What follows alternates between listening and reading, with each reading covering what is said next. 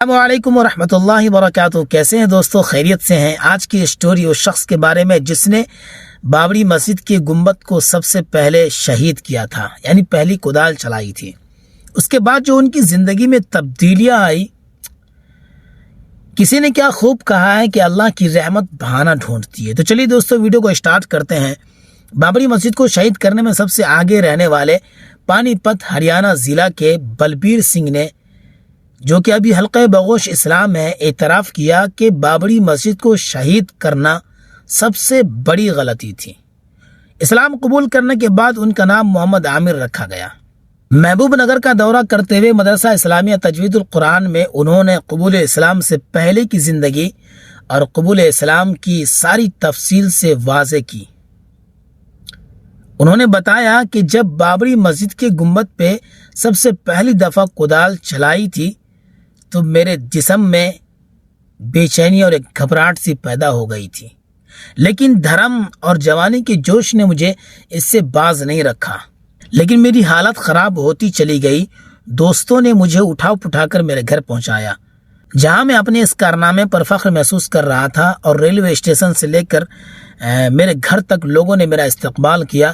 لیکن میرے والد ٹیچر نے میرے لیے اپنے گھر کا دروازہ بند کرتے ہوئے کہا، جو ماسٹر ہندو مسلم سکھ عیسائی بھائی بھائی کی تعلیم دیتا ہے، آج اسی کے بیٹے نے انسانیت کو شرمسار کر دیا۔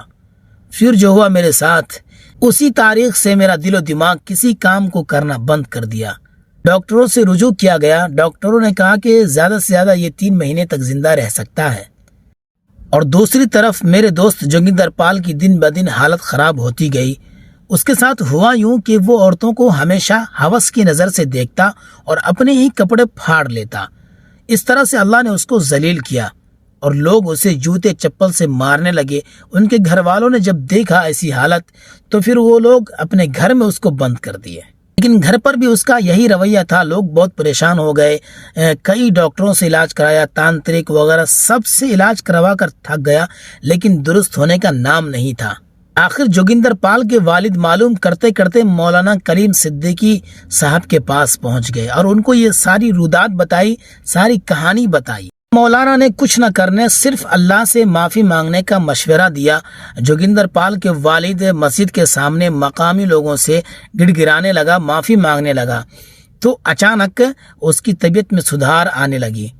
تو دیکھیے اللہ کا کرشمہ یہ ہوا کہ جوگندر پال کے والد اور جوگندر نے بھی 10 جنوری 1993 کو اسلام قبول کر لیا۔ انہوں نے بتایا کہ ایک مسجد کو شہید کرنے کا کفارہ 100 مسجد کو تعمیر ادا کر کے ارادہ کرنے کا ظاہر کیا ہے۔ الحمدللہ ثم الحمدللہ، جس میں سے 35 مسجد کی تعمیر پائے تکمیل کو پہنچ چکی ہے، اور مزید یہ کہ ہر 6 دسمبر کو ایک مسجد کا سنگ بنیاد رکھا جاتا ہے۔ اور انہوں نے یہ بھی بتایا کہ جو لوگ بابری مسجد کو توڑنے میں شامل تھے، ان میں سے اکثر یا تو پاگل ہو گئے یا بیماری میں مبتلا ہو کر موت کے گھاٹ اتر گئے۔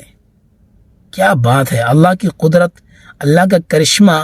اللہ اگر چاہے تو کسی کی زندگی بدل دے، اور اللہ چاہے تو کسی کو ایسا ذلیل کرے کہ دنیا کی تاریخ اس کو دیکھے۔